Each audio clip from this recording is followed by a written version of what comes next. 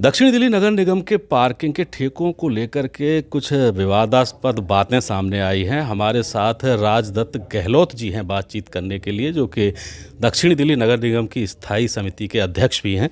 उनसे जानेंगे।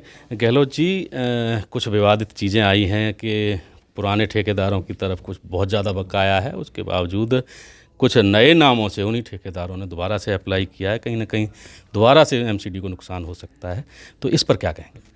देखिए, नवंबर में इनके टेंडर कॉल हुए थे और उसके बावजूद हमारे कमिश्नर साहब और जो इस टेंडरिंग प्रक्रिया को डीसी साहब करते हैं वो कोरोना से पीड़ित हो गए थे।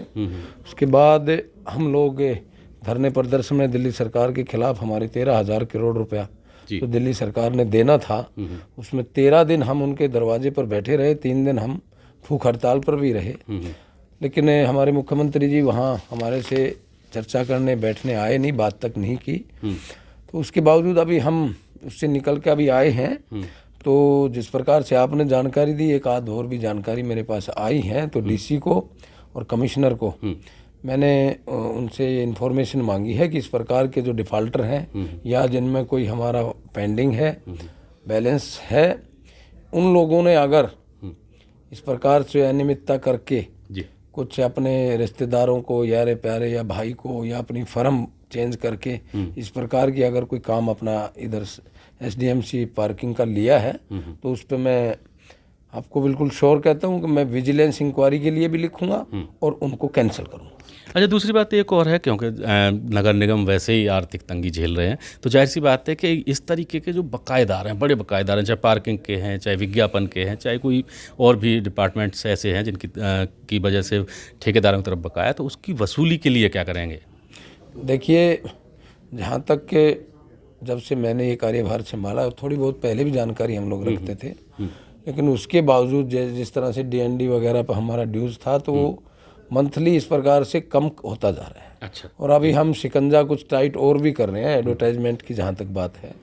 जहाँ तक पार्किंग की बात है, तो इसमें अभी हम फंड से त्रस्त भी हैं, लेकिन हम प्रेशर भी नहीं कर पा रहे। क्यों? कि कोरोना काल में एडवर्टाइजमेंट और पार्किंग में अब हम यही नहीं पूरा वो मैं स्टडी करा रहा हूँ कि मान लो हॉस्पिटल थे, अगर हॉस्पिटल के दौरान वहाँ कोई इस तरह से मरीज आए हैं या वो आई है, तो कैसे उनसे हम पैसा लें? या आप समझो जितनी भी हमारी प्राइवेट कंपनियां हैं और वहाँ पार्किंग है, तो वो बंद थी। जहाँ तक मार्केट की बात है, हॉस्पिटल की बात है, मॉल की बात है, या ऑफिसेज जितने भी थे, क्योंकि ज़्यादातर बंद थे। आज भी प्राइवेट ऑफिस तो बहुत बंद अपने घर से लोग कर रहे हैं। और मार्केट्स में जहाँ मान लो मेडिकल की दुकानें हैं या कोई डेली यूज़ की वहाँ पर सामान मिलता है और वहाँ पार्किंग है, तो आज ऐसा मन बनता नहीं कि किसी को आप प्रेस करें, क्योंकि कोरोना है, लोग बड़े दुखी हैं। और उसमें ये भी है कि पार्किंग को जैसी बात है कि संवेदनशीलता तो रखनी ही पड़ेगी। लेकिन गहलोत जी, एक बात और है कि चलिए, जो अभी वर्किंग में हैं, काम कर रहे हैं, वो तो देंगे ही, धीरे धीरे देंगे ही।